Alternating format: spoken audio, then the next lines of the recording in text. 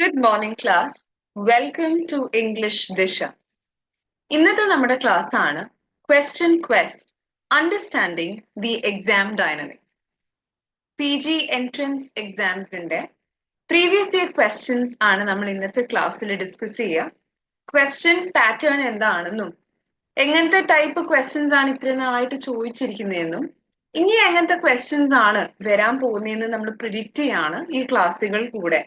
നമ്മൾ ഇങ്ങനത്തെ 2 class complete ചെയ്ത് കഴിഞ്ഞു അല്ലേ? നമ്മൾ ഇങ്ങനത്തെ കുറെ കാര്യങ്ങൾ ഓൾറെഡി ഡിസ്കസ് ചെയ്തിട്ടുള്ളതാണ്.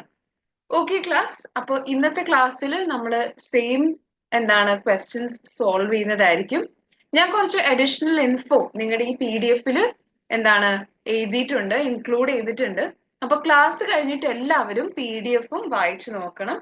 ഓക്കെ, ക്ലാസ്സിൽ എല്ലാ കാര്യവും നമുക്ക് ഡിസ്കസ് ചെയ്യാൻ പറ്റില്ല. അപ്പൊ ചിലപ്പോ ഒരു സമ്മറിയോ അല്ലെങ്കിൽ നമ്മൾ ഡിസ്കസ് ചെയ്യുന്ന വർക്ക്സിന്റെ ഇയർ ഒക്കെ ഇതിൽ ഇൻക്ലൂഡ് ചെയ്തിട്ടുണ്ട്. അപ്പൊ നിങ്ങൾ പഠിക്കുമ്പോൾ, നിങ്ങൾ നോട്ട്സ് ഉണ്ടാക്കുമ്പോൾ മേക്ക് ഷുവർ നിങ്ങൾ അതും കൂടി ഒന്ന് ശ്രദ്ധിക്കുക. Okay class, let's go to the first question of today's class.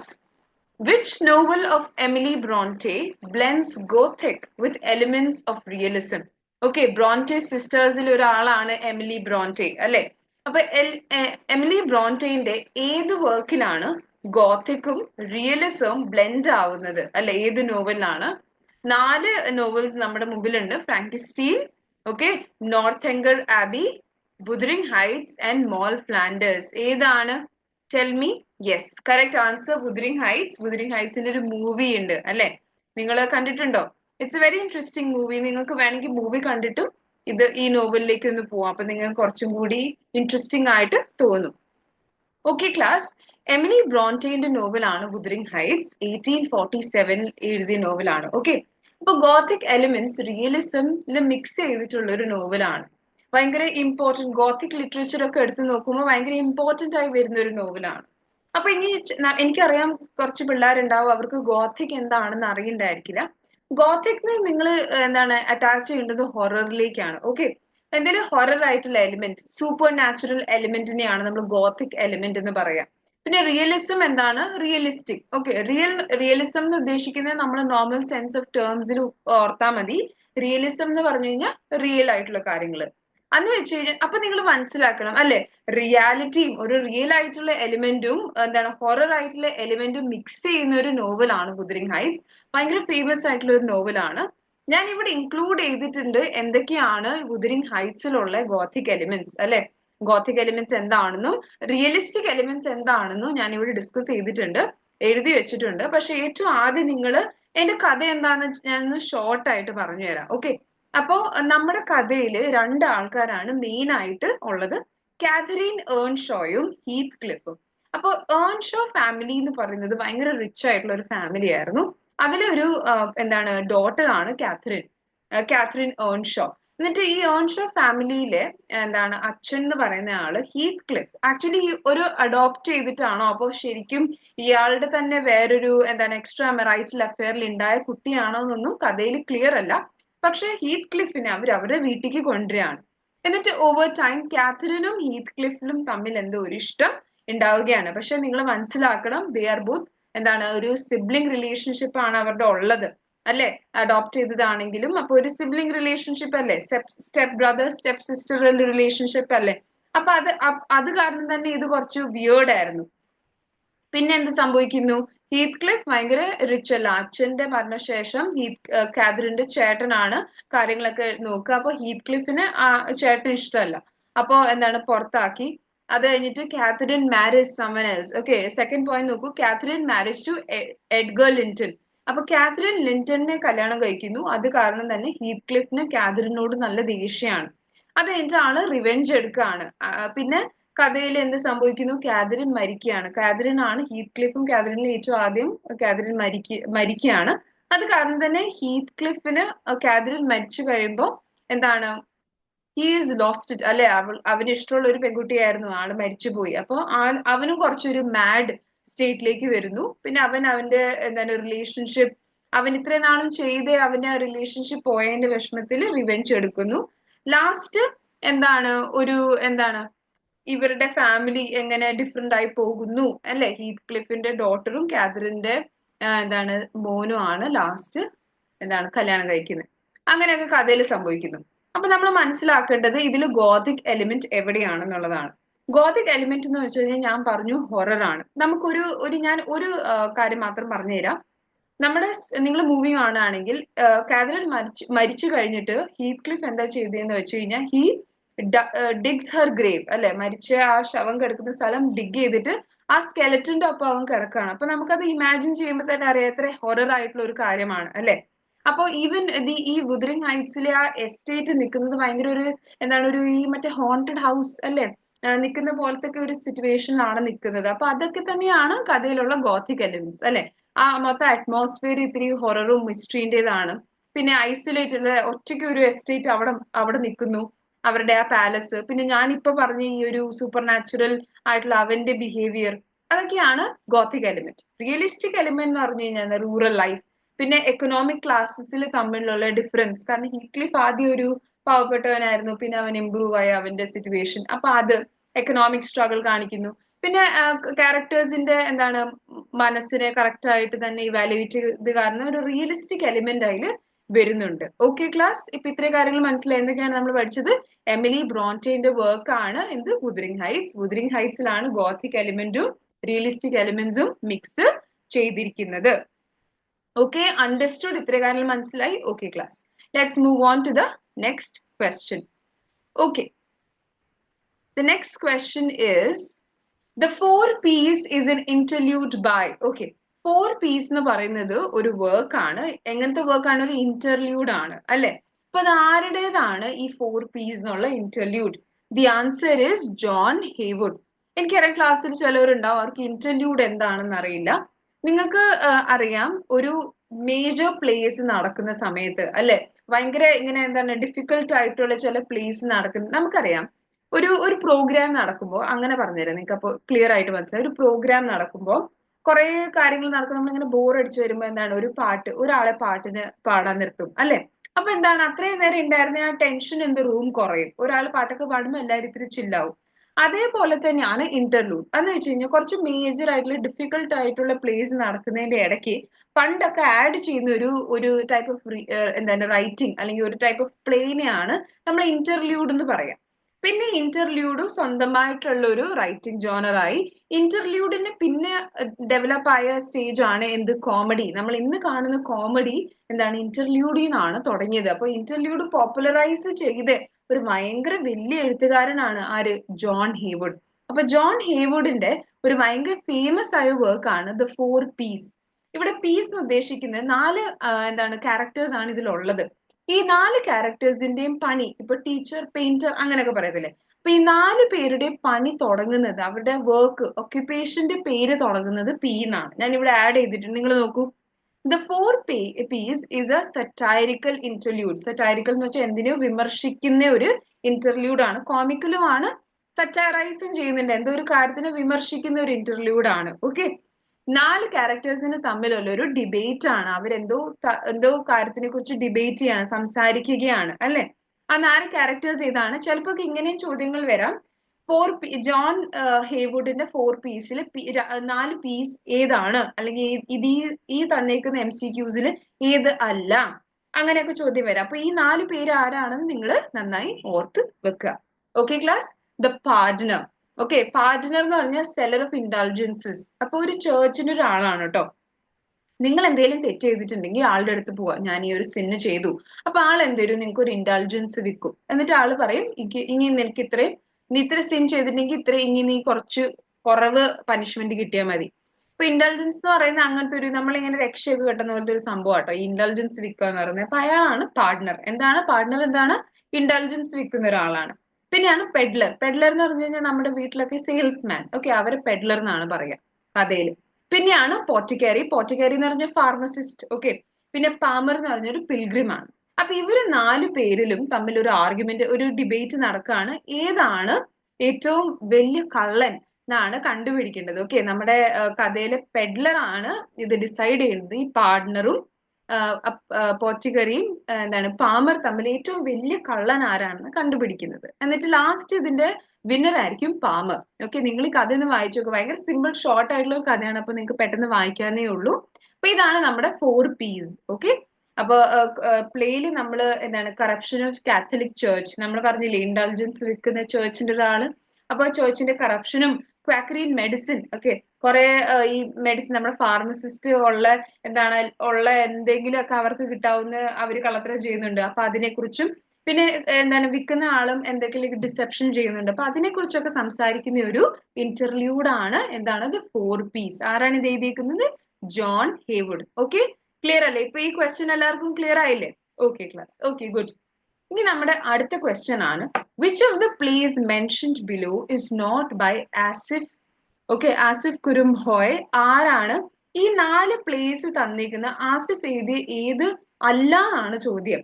അന്ന് വെച്ച് കഴിഞ്ഞാൽ നിങ്ങൾക്ക് ഇതിൽ 2 കാര്യങ്ങൾ പഠിക്കാനുണ്ട്. ഫസ്റ്റ്, ആസിഫ് കുരുംബോയിന്റെ പ്ലേസ് ഏതാണെന്ന് നിങ്ങൾക്ക് അറിയണം.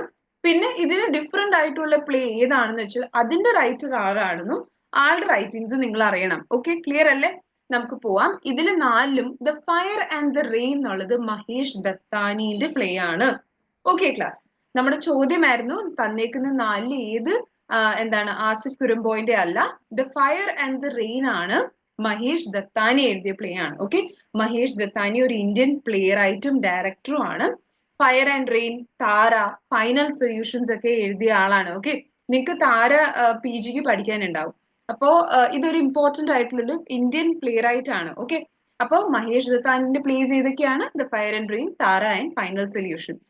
പിന്നെ ആസിഫ് കുരുംബോയും ഒരു ഇന്ത്യൻ പ്ലേ റൈറ്റ് ആണ്. ഓക്കെ, ഇന്ത്യൻ ഇംഗ്ലീഷ് തിയേറ്ററിൽ നല്ല കോൺട്രിബ്യൂഷൻസ് ഉണ്ട്. ആളുടെ ബാക്കി works the Captives, the Touch of Brightness, the Refugee. Okay, നിങ്ങൾ പ്ലേസ് ഓർത്ത് വെക്കുക. ചിലപ്പോൾ നെക്സ്റ്റ് ടൈം നിങ്ങളോട് ചോദിച്ചിരിക്കുന്ന എന്തായിരിക്കും, മഹേഷ് ദത്താനിന്റെ പ്ലേ ഏതൊക്കെ ആണ്, അല്ലെങ്കിൽ ഇതിന് ഏതല്ല. അപ്പൊ അവര് ചിലപ്പോൾ നിങ്ങൾക്ക് ആസിഫ് കുരുംബോയിന്റെ വേറെ ഏതെങ്കിലും വർക്ക് ആയിരിക്കും തരിക. നമ്മൾ ഇതിൽ ചെയ്യേണ്ടത് 2 പേരുടെ വർക്ക്സ് പ്ലേസ് ഓർത്ത് പഠിച്ചു വെക്കുക. ഓക്കെ ക്ലാസ്, ക്ലിയർ അല്ലേ? Okay, let's move on to the next question. ഈ ക്വസ്റ്റ്യന്റെ ആൻസർ നിങ്ങൾക്ക് എല്ലാവർക്കും അറിയുന്ന ഒരു ആൻസർ ആയിരിക്കണം. നിങ്ങൾ എന്നോട് ആൻസർ പറഞ്ഞു തരൂ. What is the name of the flying island in Swift's Gulliver travel? നമുക്ക് എല്ലാവർക്കും അറിയുന്ന ഒരു നോവലാണ് അല്ലെ, ഗളിവേഴ്സ് ട്രാവൽ. സിനിമകളൊക്കെ ഉണ്ട് അതിന്റെ. ഈവൻ കുഞ്ഞു പിള്ളേരുടെ മൂവീസ്, ആനിമേഷൻ മൂവീസും ഉണ്ട് ഗളിവേഴ്സ് ട്രാവലിന്റെ. അപ്പൊ ഗളിവേഴ്സ് ട്രാവൽ നമുക്കറിയുന്നത് ലില്ലിപുട്ടിന്റെ കഥയാണ്. പക്ഷെ ശരിക്കും ഗളിവേഴ്സ് ട്രാവൽ 4 ബുക്കാണ്. അതിലെ 3ാമത്തെ ബുക്കിലാണ് ഈ ഫ്ലൈയിങ് ഐലൻഡിനെ കുറിച്ച് പറഞ്ഞേക്കുന്നത്. അപ്പൊ ചോദ്യം ഇതാണ്, ഫ്ലൈയിങ് ഐലൻഡിന്റെ പേരെന്താണ്? ഇതിലെ 3ാമത്തെ ഓപ്ഷനായ ലപ്പുട്ടയാണ് flying island. Okay, in Jonathan Swift Gulliver Travel, Laputa is a flying island that appears in part 3, chapter 2. 3ാമത്തെ ബുക്കിലുള്ളതാണ്.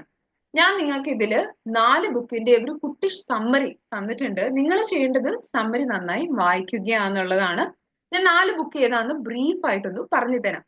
First ബുക്കാണ് എ വോയേജ് ടു ലില്ലിപുട്ട്. നമുക്ക് എല്ലാവർക്കും അറിയുന്നതാണ് അല്ലെ. അവിടെ പോകുമ്പോൾ ആൾക്കാരൊക്കെ ഭയങ്കര കുട്ടിയും നമ്മുടെ ഗളിവർ ഭയങ്കര വലുതുമാണ് അല്ലെ. അങ്ങനത്തെയാണ് ആ പ്ലേസ്. ഏതാണ്? ലില്ലിപുട്ട്. ലില്ലിപുട്ട് എന്ന് വെച്ചാൽ എല്ലാവരും ചെറുതാണ് അല്ലെ. 6 inch ടോൾസേ ഉള്ളൂ. എല്ലാവരും ചെറിയ ആൾക്കാരാണ്. ലില്ലിപുട്ട് സോറി, നമ്മുടെ ഗളിവർ മാത്രം നല്ല വലിയൊരാളാണ് അവിടെ. അതാണ് ബുക്ക് 1. ബുക്ക് 2 എന്ന് പറഞ്ഞ ഇതിന്റെ നേരെ ഓപ്പോസിറ്റ് ആണ്. ഇവിടെ നമ്മുടെ ഗളിവർ ആണ് ഏറ്റവും കുട്ടി. ഗളിവർ കുട്ടിയും അവിടുത്തെ ആൾക്കാരൊക്കെ എന്താണ്, ഭയങ്കര വലുതാണ്, ജയൻസ് ആണ്. ഓക്കെ, ആ സ്ഥലത്തിന്റെ പേരാണ് A voyage to Brok ഡിങ്നാൻ. Okay, Brok ഡിങ്നാൻ. ഇത് നിങ്ങൾക്ക് PGയിൽ പഠിക്കേണ്ടതാട്ടോ ഗളിവേഴ്സ് ട്രാവൽ. അപ്പൊ നിങ്ങൾ ഇതൊക്കെ പഠിക്കും. അപ്പൊ ഫസ്റ്റ് നമ്മൾ പറഞ്ഞത് ലില്ലിപുട്ട്, സെക്കൻഡ് ബ്രോബ്ഡിങ്നാൻ. ലില്ലിപുട്ടിൽ കുട്ടി ആൾക്കാർ, ബ്രോബ്ഡിങ്നാനിലും വലിയ വലിയ 60 feet ടോൾ ആൾക്കാർ വരെ ഉണ്ട്. ഓക്കെ, ഈ നമ്മൾ ക്വസ്റ്റ്യനിൽ വന്നേക്കുന്നത് ബുക്ക് 3യിലാണ്. ബുക്ക് 3യിലാണ് അവൻ കുറെ സ്ഥലത്ത് പോയിട്ടുണ്ട്. ഓക്കെ, അടുത്തടുത്തുള്ള സ്ഥലങ്ങളാണ്. എന്താണ്? Laputa, Balnibarbi, Luggnagg, Glubbdubdrib and Japan. Okay, Glubbdubdrib, Japan, Luggnagg, Balnibarbi, Laputa. ഈ സ്ഥലങ്ങളിലാണ് പോകുന്നത്. ഇതിൽ ലപ്പുട്ട ആണ് നമ്മുടെ ഫ്ലൈയിങ് ഐലൻഡ്. അതിൽ ഭയങ്കര ബുദ്ധിജീവികൾ ഉള്ള ഫ്ലൈയിങ് ഐലൻഡ് ആണ് ലപ്പുട്ട. ബാൽനി ബാർബി എന്ന് പറഞ്ഞാൽ ഇംപ്രാക്ടിക്കൽ തിയറിസ്റ്റ്. ഓക്കെ, ഭയങ്കര സയന്റിസ്റ്റ് ഉള്ള ആൾക്കാരാണ്. പക്ഷെ അവരൊന്നും ഒരു അർത്ഥവും ഇല്ലാത്ത ഒരു കാര്യങ്ങളാണ് കണ്ടുപിടിക്കുന്നത്. എന്ന് വെച്ചാൽ അതുകൊണ്ട് ഒരു അർത്ഥവും ഇല്ല. അവർ ഈ ഡൈജസ്റ്റ് ആയ ഫുഡ് എങ്ങനെ നമുക്ക് ന്യൂട്രീഷ്യസ് ആക്കാം, അതിന്റെ ഒക്കെ ഒരു ആവശ്യമില്ല. അങ്ങനത്തെ ചില കാര്യങ്ങൾ എന്ന് വെച്ച് കഴിഞ്ഞാൽ ഇതില് സ്വിഫ്റ്റ് ആക്ച്വലി പറയുന്നത് നമ്മൾ എങ്ങനെ വേണ്ടാത്ത സയന്റിഫിക് റിസർച്ച് നടത്തുന്നു അതിനെ സെറ്റാറൈസ് ചെയ്തിട്ട് അതിനെ വിമർശിച്ചുകൊണ്ട് എഴുതിയതാണ് കേട്ടോ. അപ്പൊ ബാലിനി ബാർബിയിലാണ് ഇങ്ങനത്തെ ഇംപ്രാക്ടിക്കൽ ആയിട്ടുള്ള തിയറിസ്റ്റിനെ കുറിച്ച് എഴുതിയിരിക്കുന്നത്. പിന്നെയാണ് ലഗ്നാൻ. അവിടെ എന്താണ് സിസ്റ്റം, ഒരു യുണീക് സിസ്റ്റം ഓഫ് ഗവൺമെന്റ് ആണ്. അപ്പൊ നമ്മുടെ ഇവിടുത്തെ ഗവൺമെന്റ് സിസ്റ്റമും അവിടെ ഉള്ളതിനും തമ്മിൽ വിമർശിക്കുകയാണ് ആള് ചെയ്യുന്നത്. ഒരു വിമർശകനാണ്, നല്ലൊരു വിമർശകനാണ് സ്വിഫ്റ്റ്. ഓക്കെ. പിന്നെ ഗ്ലുബ് ഡബ് ഡ്രിബ് എന്നുള്ളത് ഒരു മെജീഷ്യൻസ്, അല്ലെ നമുക്ക് പറയാൻ തന്നെ കിട്ടാത്തൊരു വാക്കാണ്. അപ്പൊ ഒരു മെജീഷ്യൻസിന്റെ സ്ഥലമാണിത്. അതാണ് ബുക്ക് 3-യിലുള്ളത്. ബുക്ക് 3-യിൽ കുറെ സ്ഥലങ്ങൾക്ക് പോകുന്നുണ്ട്. ലാസ്റ്റ് ആണ് ഭയങ്കര ഇമ്പോർട്ടന്റ് ആയിട്ടുള്ള ഒരു വർക്ക് ആണ് voyage to the country of Houyhnhnms. Houyhnhnms എന്ന് പറയുന്നത് ഹോർസസ് ആണ്. ഓക്കെ. പക്ഷെ ഭയങ്കര ബുദ്ധിയുള്ള ഹോർസസ് ആണ്. അവിടെ മനുഷ്യന്മാരുണ്ട്, പക്ഷെ ഈ മനുഷ്യന്മാരുടെ ഈ ഹോർസസിന്റെ എന്താണ് സെർവൻസ് ആണ്. മനുഷ്യന്മാരനാണ് യാഹൂസ് എന്ന് പറയുന്നത്. ഓക്കെ. അപ്പോ ഹ്യൂനിയംസ് എന്ന് പറയുന്ന ഹോർസസും യാഹൂസ് ഉള്ള സ്ഥലത്താണ് ലാസ്റ്റ് നമ്മുടെ ഗലിവർ പോകുന്നത്. എന്നിട്ട് ഗലിവർ ഈ സ്ഥലത്ത് നിന്ന് വന്നു കഴിഞ്ഞിട്ട് ആൾക്ക് ഹോർസിനോട് ഭയങ്കര ഇഷ്ടം തോന്നുന്നതാണ്. പക്ഷെ ഹോർസുകൾ കണ്ടുപിടിക്കുകയാണ് അവനൊരു യാഹൂനെ പോലെ ആണല്ലോ എന്ന് വെച്ചാൽ അവനെ പുറത്താക്കുകയാണ് ചെയ്യുക. ഇംഗ്ലണ്ടിൽ വന്നിട്ടും സ്വന്തമായിട്ട് വീട്ടിലൊരു ഹോർസ് മേടിച്ചിട്ട് ഹോർസിനോട് സംസാരിക്കുകയൊക്കെ ചെയ്യൂട്ടോ നമ്മുടെ ഗലിവർ. ഓക്കെ. അതൊക്കെയാണ് നമുക്ക് ഗലിവേഴ്സ് ട്രാവലിൽ പഠിക്കാനുള്ളത്. ലപ്പുത്ത എന്ന് പറഞ്ഞ ഫ്ലൈയിങ് ഐലൻഡിന്റെ പേര്. ഇത്രയും കാര്യങ്ങൾ നിങ്ങൾക്ക് മനസ്സിലായി. ഈ പ്രാവശ്യം ഫ്ലൈയിങ് ഐലൻഡ് ആണ് ചോദിച്ചെങ്കിൽ അടുത്ത പ്രാവശ്യം എന്താണ് തിയറിസ്റ്റിന്റെ പേര്, അല്ലെ ആ തിയറിസ്റ്റിന്റെ സ്ഥലം ഏതായിരുന്നു, ബാലിനി ബാർബി. അത് നിങ്ങൾ ശ്രദ്ധിച്ച് വെക്കുക. Okay class, good. അപ്പൊ നമുക്ക് ഞാനൊന്ന് സമ്മറി ഒന്ന് ഡിസ്കസ് ചെയ്തേ ഉള്ളൂ. Very easy question. What preceded Jacobian എറ? ജക്കോബിയൻ എറയുടെ മുമ്പത്തെ എന്താണ് എറ ഏതാണ്? Tell me. നമ്മൾ ലാസ്റ്റ് ക്ലാസ്സിൽ വിക്ടോറിയൻ എറ പറഞ്ഞായിരുന്നു, 1837 തൊട്ട് 1901. കറക്റ്റ്. അപ്പോ ജക്കോബിയൻ എറ കഴിഞ്ഞിട്ടാണ് എന്ത്, നമ്മുടെ കാരോലിന എറ. അപ്പോ പിന്നെ ഒരു ഫോർത്ത് MCQ എന്താണ്, ഫോർത്ത് പോയിന്റ് എന്താണ്, ജക്കോബിയൻ എറ. അപ്പൊ ജക്കോബിയൻ എറയുടെ മുമ്പിൽ എന്തായിരിക്കും, എലിസബത്തിയൻ എറ, അല്ലെ? എലിസബത്തിയൻ എറ കഴിഞ്ഞിട്ടാണ് ജക്കോബിയൻ എറ. അപ്പൊ എലിസബത്തിയൻ എറ എന്ന് പറയുന്നത്, നിങ്ങൾ ഈ ഇയർ നന്നായിട്ട് നോട്ട് ചെയ്ത് ഓർത്ത് വെക്കാൻ. നമുക്കറിയാം ചിലപ്പോൾ അവർ ഇയർ കറക്റ്റ് ആയിട്ട് തന്നെ ചോദിച്ചിരിക്കും. അപ്പൊ നമുക്കത് ഓർമ്മ ഉണ്ടായിരിക്കണം, അല്ലെ? The Elizabethan era 1558 to 1603 is in English literature is characterized by Elizabethan എറ എന്ന് ഓർക്കുമ്പോൾ നമ്മൾ പെട്ടെന്ന് ഓർക്കേണ്ട ആരെയാണ്, വില്യം ഷേക്സ്പിയർ. ഓക്കെ. അപ്പൊ നമുക്ക് എന്തൊക്കെ ഓർമ്മ വരും, ട്രാജഡി ഓർമ്മ വരും, അല്ലെ?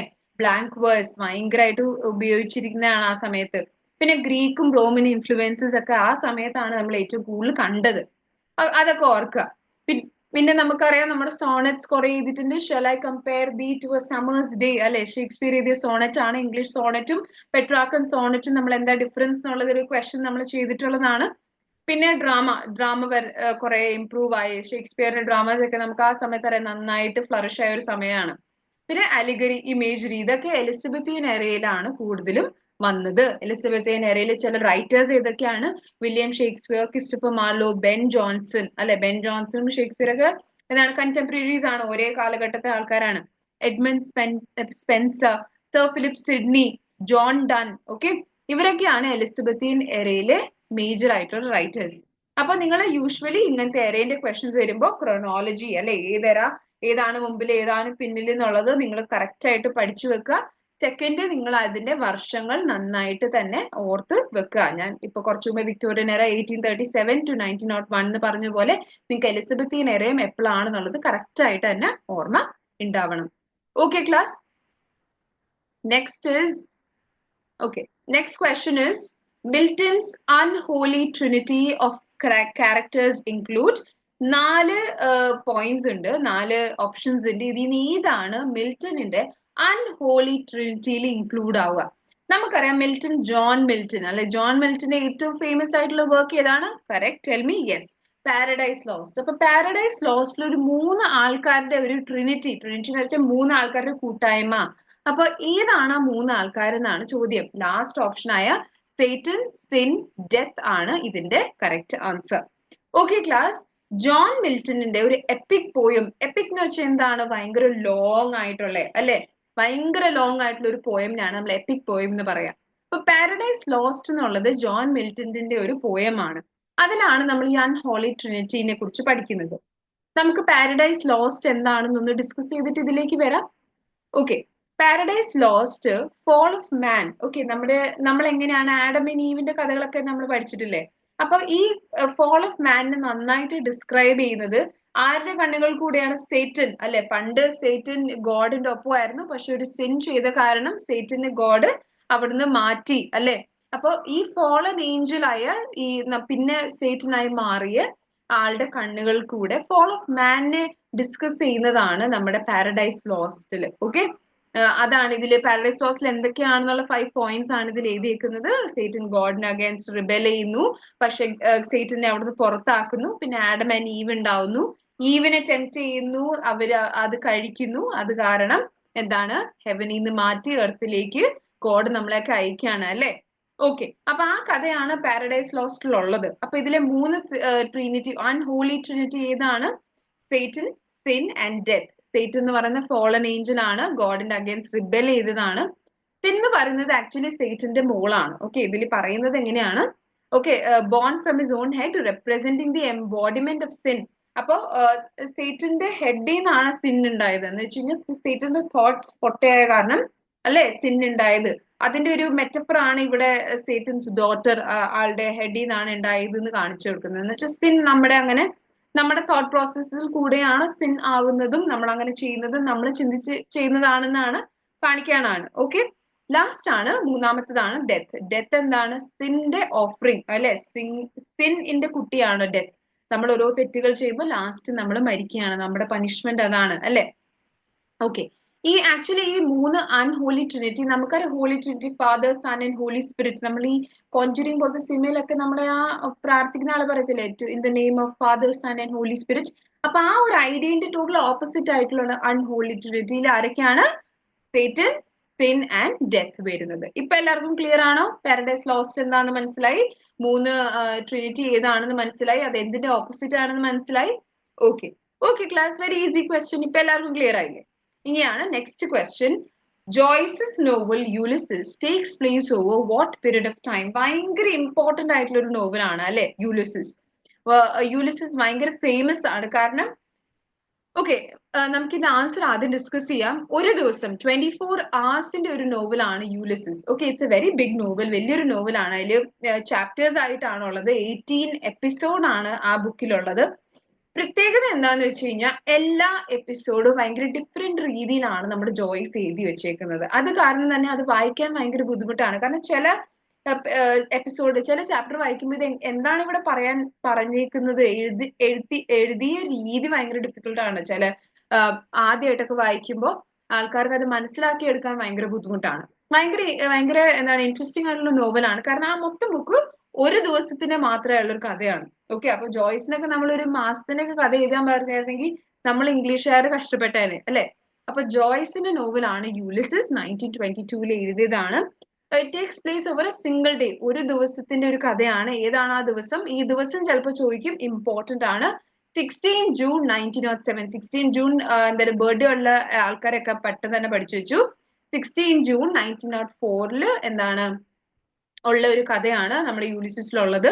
എവിടെയാണ്? Dublin, Ireland. ആക്ച്വലി ജോയ്സിന്റെ സ്ഥലം തന്നെ ഡബ്ലിൻ ആണ്. അത് കാരണമാണ് ആൾ അതിനെ കുറിച്ച് എഴുതി വെച്ചേക്കുന്നത്. ഈ ഡേ 16 June നമ്മൾ ബ്ലൂംസ് ഡേ എന്നും പറയും. കാരണം ഈ കഥയിലെ ആള് ലിയോപോൾഡ് ബ്ലൂം എന്നാണ്. അപ്പോ ഇത്രയും ഫേമസ് ആയിട്ടുള്ള ഒരു ദിവസം കൊണ്ട് ഒരു ദിവസത്തിന്റെ കഥ എഴുതിയ കാരണം ആ ദിവസത്തിന് യൂഷ്വലി ബ്ലൂംസ് ഡേ എന്നും വിളിക്കും. ഓക്കെ, അപ്പോ ഈ നോവലിന്റെ സ്ട്രക്ചർ എന്ന് പറയുന്നത് അതിൽ 18 എപ്പിസോഡ് ഉണ്ട്. പിന്നെ എല്ലാ എന്താണ് ഓരോ മണിക്കൂർ, ഒരു ദിവസത്തിന് ഓരോ മണിക്കൂറിനെ കുറിച്ചാണ് ആ കഥ എഴുതി വെച്ചിരിക്കുന്നത്. എന്താണ് രാവിലത്തെ 8 മണി തൊട്ട് അടുത്ത ദിവസത്തിന് എന്താണ് 2 മണി വരെയാണ് കഥ എഴുതി വെച്ചേക്കുന്നത്. ഈ കാര്യങ്ങളൊക്കെ ശ്രദ്ധിക്കുക, കാരണം ഇതൊക്കെ കുറച്ച് ഇമ്പോർട്ടന്റ് ആയിട്ടുള്ള ഒരു വർക്കുമാണ്, കുറച്ച് ഇമ്പോർട്ടന്റ് ആയിട്ടുള്ള ഡീറ്റെയിൽസ് ആണ്. നിങ്ങൾ ഇത് എന്താണ് ശ്രദ്ധിക്കണം. ഓക്കെ, പിന്നെ നമുക്ക് പറയാനുള്ളത് ജെയിംസ് ജോയ്സ് ആണ് ഈ സ്ട്രീം ഓഫ് കോൺഷ്യസ്നെസ് ഭയങ്കരമായിട്ട് പോപ്പുലറൈസ് ചെയ്തത്. സ്ട്രീം ഓഫ് കോൺഷ്യസ്നെസ് എന്ന് പറഞ്ഞു കഴിഞ്ഞാൽ നമ്മൾ എന്താണോ ചിന്തിക്കുന്നത് അത് അങ്ങനെ തന്നെ എഴുതുക. ഓക്കെ, നമ്മുടെ കോൺഷ്യസ്നെസ്സിന് ഇങ്ങനെ അപ്പൊ തന്നെ എഴുതി വെക്കുക. അങ്ങനത്തെ ഒരു ഫീലിംഗിൽ എഴുതുന്നതിനെയാണ് നമ്മൾ സ്ട്രീം ഓഫ് കോൺഷ്യസ്നെസ് എന്ന് പറയാ. അപ്പൊ ആ ഒരു ടെക്നീക്ക് ഇതിൽ ഭയങ്കരമായിട്ട് വരുന്നുണ്ട്. ആളുടെ വേറെ വർക്ക്സിലും ഇത് നമുക്ക് സ്ട്രീം ഓഫ് കോൺഷ്യസ്നെസ് ആള് നന്നായി ഉപയോഗിക്കുന്നുണ്ട്. നമ്മൾ പറഞ്ഞില്ലേ തിയേറ്റർ ഓഫ് അബ്സേർഡിൽ റൈറ്റേഴ്സ് കുറച്ചും കൂടി എബ്സേർഡിസത്തിനെ കുറിച്ച് എഴുതുന്നതെന്ന്, അതേപോലെ തന്നെ ജെയിംസ് ജോയ്സ് നന്നായിട്ട് എഴുതുന്നതാണ് സ്ട്രീം ഓഫ് കോൺഷ്യസ്നെസ്. ഓക്കെ, നമ്മളെ ലിയോപോൾഡ് ബ്ലൂമും സ്റ്റീഫൻ ഡഗ്ലസിനെ കുറിച്ചൊക്കെയുള്ള ഒരു ചില ക്യാരക്ടേഴ്സിന്റെ പേരാണ് അപ്പൊ അവരെ കുറിച്ചൊക്കെ ഉള്ളൊരു ഡബ്ലിന്റെ ജീവിതം നാവിഗേറ്റ് ചെയ്ത ഒരു വർക്കാണ് യൂലിസിസ്. ജെയിംസ് ജോയ്സ് ആരാണ്? നമ്മൾ ഇത്രയും നേരം പറഞ്ഞ കവി ഈ എഴുത്തുകാരൻ ഏതാണ്? ഐറിഷ് നോവലിസ്റ്റ് ആണ്. ഓക്കെ, ഒരു ഷോർട്ട് സ്റ്റോറി റൈറ്റർ ആണ്, കവിയും കൂടെയാണ്. 20th സെഞ്ചുറിയിൽ ഭയങ്കര ഇൻഫ്ലുവൻഷ്യൽ ആയിട്ടുള്ള റൈറ്റർ ആണ്. ഇപ്പൊ എന്താണ് ജെയിംസ് ജോയ്സിന്റെ വേറെ വർക്ക്സ് ആണ് Dubliners, portrait of an artist as a young man, very importance, നല്ല ഇമ്പോർട്ടന്റ് ആയിട്ടൊരു നോവലാണ്. ഓക്കെ, ആളുടെ ഒരു ഓട്ടോബയോഗ്രഫി നോവൽ ആണെന്നും പറയാറുണ്ട്. പിന്നെ യൂലിസിസ്, പിന്നെ ലാസ്റ്റ് ഈ വർക്കും കൂടി ഇമ്പോർട്ടന്റ് ആണ്. അപ്പൊ നിങ്ങൾ എന്ത് ചെയ്യണം? വർക്ക്സ് ഓർത്ത് വെക്കണം. ഞാൻ പറഞ്ഞ ഈ കുറച്ച് കാര്യങ്ങൾ, ബ്ലൂംസ് ഡേ 16 ജൂൺ 1904 ഒക്കെ ഓർത്ത് വെക്കുക. ഓക്കെ, അപ്പൊ ഇതിന്റെ ഉത്തരം എല്ലാവർക്കും എന്താന്ന് മനസ്സിലായില്ലേ? 1 day which is 24 hours. Okay class, very easy, understood? Okay, ഇനി നമുക്ക് നെക്സ്റ്റ് ക്വസ്റ്റ്യനിലേക്ക് പോകാം. Next question is, Plato did not want poets in his republic because, okay, നമ്മൾ ലാസ്റ്റ് ക്ലാസ്സിൽ പറഞ്ഞിട്ടുണ്ടായിരുന്നു പ്ലേറ്റോയും അരിസ്റ്റോട്ടലിനെ കുറിച്ചൊക്കെ. ഓക്കെ, അപ്പൊ പ്ലേറ്റോ എന്ന് പറയുന്നത് അരിസ്റ്റോട്ടലിന്റെ ടീച്ചർ ആയിരുന്നു. അപ്പൊ പ്ലേറ്റോ ആക്ച്വലി പോയറ്റ്സിന് പ്ലേറ്റോയിന് പോയറ്റ്സിന് ഇഷ്ടമല്ലായിരുന്നു. പക്ഷെ അരിസ്റ്റോട്ടൽ ദോ ഹി വാസ് അല്ലെ പ്ലേറ്റോന്റെ സ്റ്റുഡന്റ് ആയിരുന്നെങ്കിലും എന്താണ് പോയട്രീനെ സപ്പോർട്ട് ചെയ്തതാണ് അല്ലെ. സ്റ്റുഡന്റ് ടീച്ചർ പറഞ്ഞതിന്റെ ഓപ്പോസിറ്റ് പോയി. ഇപ്പത്തെ സ്റ്റുഡൻസ് ഒക്കെ അങ്ങനെയാണ് അല്ലെ. ഓക്കെ, അപ്പൊ അരിസ്റ്റോട്ടിൽ എന്ത് ചെയ്തു? പോയിട്രീനെ ഡിഫെൻഡ് ചെയ്തു. പോയിട്രി സാറ് പറഞ്ഞ പോലെ ഒന്നല്ല, പോയിട്രി നല്ല സൂപ്പർ ആണെന്നാണ് അരിസ്റ്റോട്ടിൽ പറഞ്ഞത്. അപ്പൊ ഇവിടെ ചോദ്യം എന്താന്ന് വെച്ച് കഴിഞ്ഞാൽ എന്തുകൊണ്ടാണ് റിപ്പബ്ലിക് ആളുടെ വർക്കാണ് കേട്ടോ റിപ്പബ്ലിക്. അപ്പൊ എന്തുകൊണ്ടാണ് പോയറ്റ്സ് റിപ്പബ്ലിക്കിൽ വേണ്ട, അല്ലെങ്കിൽ ഒരു സ്ഥലത്ത് ഒരു സിറ്റിയിൽ പോയറ്റ്സ് പാടില്ല എന്ന് പ്ലേറ്റോ പറഞ്ഞത്? എന്തുകൊണ്ടാണ്? കാരണം പ്ലേറ്റോ പറഞ്ഞത് പോയറ്റ്സ് എന്നുള്ളത് റിയാലിറ്റി എന്നൊക്കെ അങ്ങ് ദൂരെ ഉള്ള ആൾക്കാരാണ്. അവർക്ക് കാര്യങ്ങളൊന്നും കറക്റ്റ് ആയിട്ട് അറിയില്ല. അപ്പൊ അവര് എന്താണ് ഇമോഷൻസ്, സ്നേഹം, ദുഃഖം അങ്ങനെയൊക്കെ പറഞ്ഞു പോകുമ്പോ ആൾക്കാരും അതിന്റെ പുറകെ പോകും. അപ്പൊ ഒരു പ്രാക്ടിക്കാലിറ്റി പോകുന്നു, നഷ്ടപ്പെട്ടു പോകുന്നു, ജീവിതം ജീവിക്കാതെ ആൾക്കാർ ഇങ്ങനെ നടക്കുന്നു. അതാണ് പ്ലേറ്റോന് ഇഷ്ടമല്ലാതിരുന്നത്. അത് കാരണം അപ്പൊ ഇതിന്റെ ഉത്തരം എന്തായിരിക്കും? Tell me. സെക്കൻഡ് പോയിന്റ് അല്ലെ, he found poetry corrupting influence on youth. നമ്മുടെ ഇപ്പോഴത്തെ എന്താണ് ഈ പോയിട്രി ഒക്കെ കേട്ട് അങ്ങ് വഴിതെറ്റി പോകുന്നതാണ് പ്ലേറ്റോ പറഞ്ഞത്. അത് കാരണമാണ് പ്ലേറ്റോയ്ക്ക് പോയിട്രിനെ ഇഷ്ടമല്ലാത്തത്. ബിക്കോസ് അത് എന്താണ് false and misleading representation of reality. റിയാലിറ്റിനെ കാണിക്കുന്നില്ല, റിയാലിറ്റിയിൽ പ്രശ്നങ്ങളൊന്നും കാണിക്കുന്നില്ല, വെറുതെ അവരെന്തിനൊക്കെയോ ഇമോഷൻസിനെ കുറിച്ച് എഴുതുന്നു. അത് പ്ലേറ്റോന് ഇഷ്ടമല്ലായിരുന്നു. ഓക്കെ, അപ്പൊ പ്ലേറ്റോയുടെ റിപ്പബ്ലിക്കിലാണ് ഇതൊക്കെ ആള് പറഞ്ഞിരിക്കുന്നത്. ഇമോഷൻസിനെയാണ് അപ്പീൽ ചെയ്യുന്നത്, അല്ലാതെ റിയാലിറ്റിയോ റീസണോ ഇപ്പോഴത്തെ കാര്യങ്ങൾ ഇമ്പോർട്ടന്റ് ആയിട്ടുള്ള കാര്യങ്ങളൊന്നും എന്താണ് ഈ പോയറ്റ്സ് ചെയ്യുന്നില്ല. അത് കാരണം തന്നെ നമ്മുടെ യൂത്തിന്റെ മൈൻഡ് ഒക്കെ അവര് എന്താണ് ഹാം ചെയ്യും അല്ലെ. അവര് നമ്മുടെ യൂത്തും ഇങ്ങനെ ഇമോഷൻസിന്റെ പുറകെ പോകുന്നാണ് പ്ലേറ്റോ പറഞ്ഞിരുന്നത്. അത് കാരണം തന്നെ ഇതിന്റെ ആൻസർ എന്താണെന്ന് എല്ലാവർക്കും മനസ്സിലായില്ലേ? പ്ലേറ്റോ എന്താണ് യൂത്തിന്റെ മൈൻഡ് കറക്റ്റ് ചെയ്യുമെന്ന് പറഞ്ഞിട്ടാണ് പോയറ്റ്സിനെ റിപ്പബ്ലിക്കിൽ നിന്ന് പുറത്താക്കാൻ തീരുമാനിച്ചത്. ക്ലിയർ? ഓക്കെ, ചിലപ്പോ ഇങ്ങനത്തെ സ്റ്റേറ്റ്മെന്റ് ക്വസ്റ്റ്യൻസ് വരാറുണ്ട് കേട്ടോ. Okay, Bapsi Sidhwa's novel Cracking India was originally published as. അപ്പൊ ക്രാക്കിംഗ് ഇന്ത്യ എന്നുള്ള ഈ ബാപ്സി സിദ്വേന്റെ നോവൽ ഏത് ടൈറ്റിലായിരുന്നു ആദ്യം പബ്ലിഷ് ചെയ്തിരുന്നത്? Ice Candy Man. ചിലപ്പോ ഈ റൈറ്ററിനെ നിങ്ങൾക്ക് എല്ലാവർക്കും അറിഞ്ഞിട്ടുണ്ടായിരിക്കില്ല. നമുക്ക് നോക്കാം ആരാന്നുള്ളത്. Bapsi Sidhwa's novel Cracking India was originally published as Ice Candy Man. അപ്പൊ ഐസ് കാൻഡി മാൻ എന്നുള്ള പേരിലാണ് ഇത് ആദ്യം പബ്ലിഷ് ചെയ്തത്. പിന്നെ ക്രാക്കിംഗ് ഇന്ത്യ എന്ന് മാറ്റുകയാണ് ചെയ്തത്. ഈ novel actually partition of India, നമ്മൾ ഇന്ത്യന്റെ പാർട്ടീഷനെ കുറിച്ച് നമ്മൾ ആദ്യം ഒരു നോവൽ ഡിസ്കസ് ചെയ്തായിരുന്നു. ഇൻഡിപെൻഡൻസ് ഒക്കെ ആയിട്ട് ചെയ്തായിരുന്നു, സൽമാൻ റഷീദിന്റെ Midnight's Children. Very good. അപ്പൊ നമ്മുടെ പാർട്ടീഷൻ ഓഫ് ഇന്ത്യനെ ഒരു കുട്ടീന്റെ കണ്ണുകൾ കൂടെ നോക്കുന്ന ഒരു നോവലാണ് ക്രാക്കിംഗ് ഇന്ത്യ. ഓക്കെ, കുട്ടി ഏതാണ്? ലെനീസ് നെറേറ്റീവ്. ലെനി എന്ന് പറഞ്ഞ ഒരു ക്യാരക്ടറിന്റെ കണ്ണുകൾ കൂടി ഒരു കുട്ടിയാണത്. എങ്ങനെ നമ്മുടെ പാർട്ടീഷൻ നടക്കുന്നു. ഓക്കെ, അപ്പൊ പാർട്ടീഷൻ നടക്കുമ്പോൾ ഏത് തീമാണ് നന്നായിട്ട് വരിക? ഐഡന്റിറ്റി അല്ലെ, തീം ഓഫ് ഐഡന്റിറ്റി, കമ്മ്യൂണിറ്റി. പിന്നെ പാർട്ടീഷൻ നടന്നപ്പോൾ കുറെ വയലൻസ് ഉണ്ടായി. അതൊക്കെ കുറച്ച് അവരുടെ കണ്ണുകൾ കൂടെ നോക്കുകയാണ് ബാപ്സി സിദ്വ. ഓക്കെ, ബാപ്സി സിദ്വ ഒരു പാകിസ്ഥാനി അമേരിക്കൻ നോവലിസ്റ്റ് ആണ്. പാകിസ്ഥാനിൽ ജനിച്ചു പിന്നെ അമേരിക്കയിലേക്ക് പോയൊരു നോവലിസ്റ്റ് ആണ്. അപ്പൊ ആളുടെ റൈറ്റിംഗിലും കുറെ ഇങ്ങനെ ഐഡന്റിറ്റി ക്രൈസിസിനെ കുറിച്ചൊക്കെ ആള് എഴുതുന്നുണ്ട്. ഓക്കെ, ഇനി ആളുടെ കുറച്ച് വർക്ക്സ് നമ്മൾ ഇവിടെ ഡിസ്കസ് ചെയ്തിട്ടുണ്ട്. The Crow Eaters, Ice Candy Man അല്ലെങ്കിൽ ക്രാക്കിംഗ് ഇന്ത്യ, പിന്നെ the American Brat, Water. Okay, അപ്പൊ നിങ്ങൾ ശ്രദ്ധിക്കേണ്ടത് ഈ ആളുടെ റൈറ്റിംഗ് ഇതിപ്പോ ഒരു ഒരു ഡിഫറെന്റ് ആയിട്ടുള്ള ക്വസ്റ്റ്യൻ ആണ്. നിങ്ങൾ ഇത് ഓർത്ത് വെക്കുക. ബാപ്സി സിദ്വേന്റെ വേറെ വർക്ക്സ് ഏതാണ് നമ്മൾ ഇവിടെ തന്നിട്ടുണ്ട്, അത് നിങ്ങൾ പഠിക്കുക. Okay class, done. Next question. Who coined the phrase lost generation? ഇതിന്റെ പുറകിലുള്ള സ്റ്റോറി നല്ല എന്താണ് ഇൻട്രസ്റ്റിംഗ് ആട്ടോ. ഇതിൽ കൊടുത്തേക്കുന്ന 4 എന്താണ് പേരുകളും ലോസ്റ്റ് ജനറേഷൻ റൈറ്റേഴ്സ് ആണ്. അപ്പൊ ഇതിൽ ആരായിരിക്കും കോയിൻ ചെയ്തത് അല്ലെ? ഇതിപ്പോ കുറച്ച് ട്രിക്കി ആയിട്ടുള്ള ഒരു MCQ ആണ്. കാരണം നിങ്ങൾക്ക് ലോസ്റ്റ് ജനറേഷൻ മൂവ്മെന്റ് ചിലപ്പോൾ നിങ്ങൾ പഠിച്ചിട്ടുണ്ടാവും. അപ്പൊ നിങ്ങൾക്ക് പക്ഷെ അപ്പൊ എല്ലാവരും സെയിം, ഇപ്പൊ ഇവരെല്ലാവരും ലോസ്റ്റ് ജനറേഷനിൽ പെടുന്നത്. അപ്പൊ കോയിൻ ആരാ ചെയ്തത് നിങ്ങൾക്ക് അറിയത്തില്ല അല്ലെ? ഓക്കെ, ജെർട്രൂഡ് സ്റ്റീൻ എന്ന് പറഞ്ഞ റൈറ്റർ ആണ് എന്താണ് ഈ ടേം കോയിൻ ചെയ്തത്. അപ്പൊ actually world war 1, okay, 1914 to 1918 നടന്ന വേൾഡ് വാർ 1 കഴിഞ്ഞിട്ട് അമേരിക്കയിൽ ഉണ്ടായിരുന്ന റൈറ്റേഴ്സിനെ കുറിച്ച് ടേം ചെയ്തൊരു എന്താണ് ആ റൈറ്റേഴ്സിനെ മീൻ ചെയ്യുന്ന ഒരു ടേം ആണ് ലോസ്റ്റ് ജനറേഷൻ. അപ്പൊ ജെർട്രൂഡ് സ്റ്റീൻ ഒരു പുറത്ത് നിൽക്കുമ്പോ ഇങ്ങനെ പുറത്ത് നിൽക്കായിരുന്നു. അപ്പൊ ഒരാള് പറയണേ ഇപ്പത്തെ പിള്ളേരൊക്കെ ലോസ്റ്റ് ആണ്, ലോസ്റ്റ് ജനറേഷൻ ആണ്. നമ്മുടെ ഇപ്പൊ പേരൻസ് തന്നെ പറയത്തില്ല ഇപ്പത്തെ പിള്ളേരൊക്കെ എങ്ങനെ പോലെയാണ്. അത് കേട്ടിട്ട് അവിടുന്ന് ഇൻസ്പയർഡ് ആയിട്ടുള്ള പേരെടുത്താണ് എന്ത് ലോസ്റ്റ് ജനറേഷൻ. അപ്പൊ ജെർട്രൂഡ് സ്റ്റീൻ എന്ന് പറയുന്ന അമേരിക്കൻ നോവലിസ്റ്റ് ആണ് ഈ ടേം കോയിൻ ചെയ്തത്. ചോദ്യം എന്തായിരുന്നു, ഈ ടേം ആരാണ് കോയിൻ ചെയ്തത്? അപ്പൊ ജെർട്രൂഡ് സ്റ്റീൻ ആണത് ചെയ്തത്. ആള് ഏർണസ്റ്റ് ഹെമിംഗ്വേനോട് വർത്തമാനം പറയുമ്പോൾ ടേം ചെയ്തതാണ് ഈ വേർഡ്. ഓക്കെ, 1924 സംസാരിക്കുകയായിരുന്നു. ആരെ കുറിച്ച് സംസാരിക്കുകയായിരുന്നു? Post world war generation of American writers. World war 1 ശേഷം ഉള്ള അമേരിക്കൻ റൈറ്റേഴ്സിനെ റെഫർ ചെയ്തുകൊണ്ട് ഉപയോഗിച്ച വേർഡ് ആണ് ലോസ്റ്റ് ജനറേഷൻ. പിന്നെ ഏർണസ്റ്റ് ഹെമിംഗ്വേ ആളുടെ ദ സൺ ഓൾസോ റൈസസ് എന്നുള്ള നോവൽ എഴുതിയപ്പോൾ അതിൽ എപ്പിഗ്രാഫിലും ഈ ടേം ഉപയോഗിച്ചിട്ടുണ്ടായിരുന്നു. അത് കാരണം എന്ത് സംഭവിക്കുന്നു, പിള്ളേരെല്ലാരും കൺഫ്യൂസ് ചെയ്തിട്ട് ഈ തേർഡ് എന്നുള്ള ഓപ്ഷൻ ഏർണസ്റ്റ് ഹെമിംഗ്വേ ടിക്ക് ചെയ്യും. അല്ല, കോയിൻ ചെയ്തത് ആരാണ്? Gertrude stein. പോപ്പുലറൈസ് ചെയ്തതാണ് നമ്മുടെ ഏർണസ്റ്റ് ഹെമിംഗ്വേ. ശ്രദ്ധിക്കുക, ഇമ്പോർട്ടന്റ് ആണ്. ഓക്കെ, കൺഫ്യൂസ് ആവരുത്, തെറ്റിക്കരുത്. ഓക്കെ, ലോസ്റ്റ് ജനറേഷൻ റൈറ്റേഴ്സിന്റെ പ്രത്യേകത എന്തായിരുന്നു? നിങ്ങൾ ഒന്ന് ആലോചിച്ച് നോക്കിക്കോ. വേൾഡ് വാർ ഒക്കെ കണ്ട സമയമാണ്. അപ്പൊ അവർക്ക് ഒന്നിലും വിശ്വാസമില്ല അല്ലെ? എന്താണ് നമ്മൾ ഇത്ര നാളെ വിശ്വസിച്ചു ഒന്നും കറക്റ്റ് അല്ല, നമുക്ക് പുതിയ കാര്യങ്ങൾ കണ്ടുപിടിക്കണം, നമുക്ക് ഫ്രീഡം വേണം എന്നൊക്കെ ഉള്ള റൈറ്റേഴ്സ് ആണ്. ഫസ്റ്റ് അത് തന്നെയാണ് ഡിസ്ഇല്യൂഷൻമെന്റ് വിത്ത് സൊസൈറ്റൽ വാല്യൂസ്. നമുക്ക് ഇത്ര നാൾ തന്ന വാല്യൂസ് ഒന്നിനും ഒരു കാര്യമില്ല. കാരണം യുദ്ധമൊക്കെ നടന്നില്ല, അവർക്ക് ഒന്നിലും വിശ്വാസമില്ല റൈറ്റേഴ്സിന്. പിന്നെ ട്രഡീഷണൽ മൊറാലിറ്റി, നമ്മൾ ഇത്ര നാൾ വിചാരിച്ച് നമ്മുടെ മോറൽ വാല്യൂസ് ഒന്നും ഇമ്പോർട്ടന്റ് അല്ല, അതിനൊക്കെ റിജക്ട് ചെയ്യുന്നു. നമുക്ക് കുറച്ചും കൂടെ എക്സ്പെരിമെന്റേഷൻ ചെയ്യണം, നമുക്ക് ഫ്രീഡം വേണം. അതൊക്കെയാണ് ലോസ്റ്റ് ജനറേഷൻ റൈറ്റേഴ്സ് പറഞ്ഞിരിക്കുന്നത്. പിന്നെ നോട്ടബിൾ ആയിട്ടുള്ള ലോസ്റ്റ് ജനറേഷൻ റൈറ്റേഴ്സ് ആരൊക്കെയാണ്? നമ്മൾ ഇത്രയും നേരം ഡിസ്കസ് ചെയ്ത MCQയിലുള്ള ബാക്കി 3 റൈറ്റേഴ്സ് ഇതിലുണ്ട്. അപ്പൊ അത് കാരണമാണ് നിങ്ങൾ ഇതൊക്കെ തെറ്റിക്കുന്നത്. അപ്പൊ ശ്രദ്ധിക്കുക, ഏർണസ്റ്റ് ഹെമിംഗ്വേ ഇതിനെ പോപ്പുലറൈസ് ചെയ്തത്.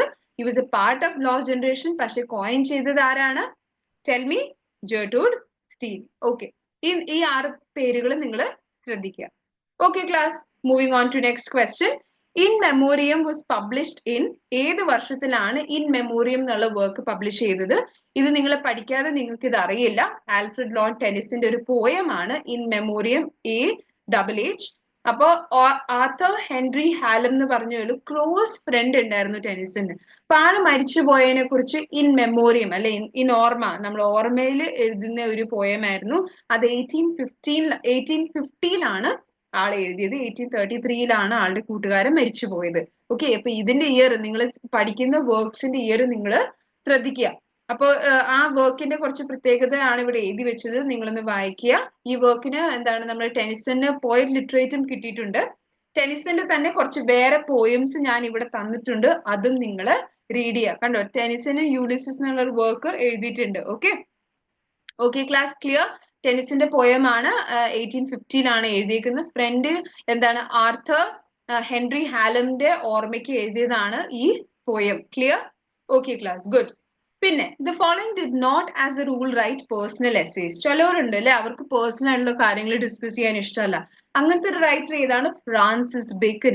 നിങ്ങൾ ഫ്രാൻസിസ് ബേക്കണിനെ എടുക്കുകയാണെങ്കിൽ, ആളുടെ എസ്സേസ് എടുക്കുകയാണെങ്കിൽ, ആൾ എഴുതാത്ത ഒന്നിനെ കുറിച്ചുമില്ല. എന്ന് വെച്ചാൽ he has written about everything, of studies, of marriage, of everything. എന്തിനെ കുറിച്ചും ആൾ എസ്സേ എഴുതിയിട്ടുണ്ട്. പക്ഷെ കണ്ടോ, ഓഫ് ഫ്രണ്ട്ഷിപ്പ്, ഓഫ് എല്ലാത്തിനെ കുറിച്ചും ആൾ എഴുതിയിട്ടുണ്ട്. പക്ഷെ പ്രത്യേകം എന്താന്ന് വെച്ച് കഴിഞ്ഞാൽ ആള് ഇത്രയും കാര്യങ്ങൾ എഴുതിയിട്ടുണ്ടെങ്കിൽ ഒരിക്കലും ആളുടെ തന്നെ എന്തെങ്കിലും പേഴ്സണൽ ആയിട്ടുള്ള കാര്യങ്ങൾ ആൾ എഴുതാറില്ല. അങ്ങനെ ആസ് എ റൂൾ ആള് സ്വന്തം പേഴ്സണൽ ആയിട്ടുള്ള കാര്യങ്ങൾ എസ്സേസിൽ എഴുതാറില്ല. അതാരാണ്? Francis bacon. നമുക്കറിയാം റിച്ചർഡ് സ്റ്റീലും ജോസഫ് എഡിസണും ഒരു മാഗസീൻ നടത്തുമായിരുന്നു. എന്തായിരുന്നു അതിന്റെ പേര്? ടാറ്റ്ലർ. Yes, very good. പിന്നെ ചാൾസ് ലാം ഇസ് നോൺ അല്ലെ? ചാൾസ് ഡാം ആളുടെ പേഴ്സണൽ കാര്യങ്ങൾ എഴുതുന്നതിന് ഭയങ്കര ഫേമസ് ആണ്. അപ്പൊ അതെന്തായാലും അല്ല. ഓക്കെ, അപ്പൊ ബേക്കന്റെ എസ്സേ ഭയങ്കര ഫോർമൽ ആണ്. പിന്നെ ആബ്സ്ട്രാക്ട് ടോപ്പിക്സിനെ കുറിച്ചാണ്, പേഴ്സണൽ ആയിട്ടുള്ള കാര്യങ്ങൾ, ഓക്കെ, എന്റെ ഇഷ്ടം, അങ്ങനത്തെ കാര്യങ്ങളെ കുറിച്ചൊന്നും ആൾ എഴുതത്തില്ലായിരുന്നു. പിന്നെ ആളൊരു സയന്റിസ്റ്റ് ആണ്. ഓക്കെ, ഒരു സയന്റിസ്റ്റ് എന്ന് പറഞ്ഞ റീസണിനെ ഒക്കെ ഇഷ്ടപ്പെടുന്ന ഒരാളാണ് അല്ലെ? ഭയങ്കര ഒബ്ജക്റ്റീവ് ആണ് ഒരു സയന്റിസ്റ്റ്. അപ്പൊ ഒബ്ജക്റ്റീവ് എന്ന് ഞാൻ എന്താണ് ഒബ്ജക്റ്റീവ് എന്ന് വെച്ച് കഴിഞ്ഞാൽ ഭയങ്കര റീസൺ, നമ്മുടെ സബ്ജക്റ്റീവായ കാര്യങ്ങൾ ഇൻക്ലൂഡ് ചെയ്യുന്നില്ല. അപ്പൊ അങ്ങനത്തെ റൈറ്റർ ഏതായിരിക്കും? ഓഫ് കോഴ്സ് ഫ്രാൻസിസ് ബേക്കൺ ആയിരിക്കും. ബേക്കന്റെ വർക്ക്സിന്റെ ഒരു എന്താണ് ഡിഫറെന്റ് ടൈപ്പ് ഓഫ് വർക്ക് ഏതൊക്കെയാണ് ആൾ എഴുതിയിരിക്കുന്നതാണ് ഇവിടെ എഴുതി വെച്ചേക്കുന്നത്.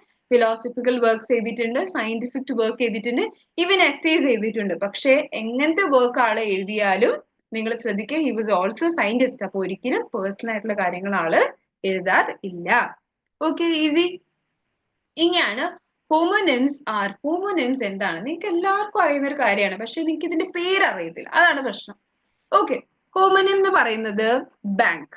ഓക്കെ, ബാങ്കിന്റെ അർത്ഥം എന്താണ്? അപ്പൊ ചിലർ പറയും, മിസ് നമ്മൾ ഈ ബാങ്കിൽ പൈസ എടുക്കാൻ പോകുന്ന ബാങ്ക്. Okay, correct answer.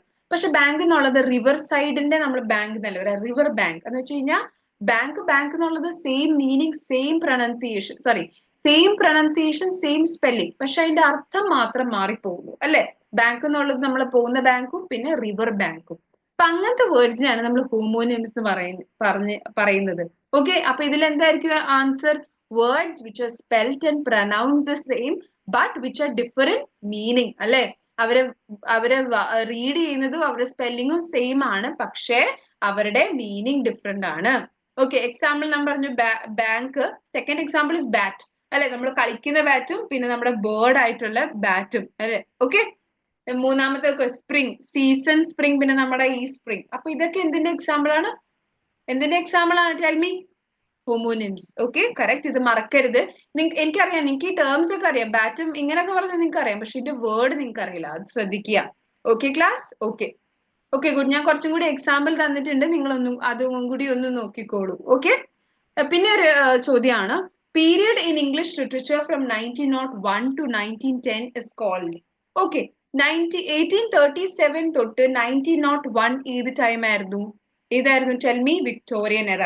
അപ്പൊ വിക്ടോറിയൻ എറ കഴിഞ്ഞിട്ട് വന്നതാണ് അല്ലെ? 1901 കഴിഞ്ഞിട്ട് വന്ന ഏതായിരുന്നു time? Tell me students. Edwardian ആണ് 1901 തൊട്ട് 1910 വരെ ഉണ്ടായിരുന്ന time. The Edwardian period in English literature spans from 1901 to 1910.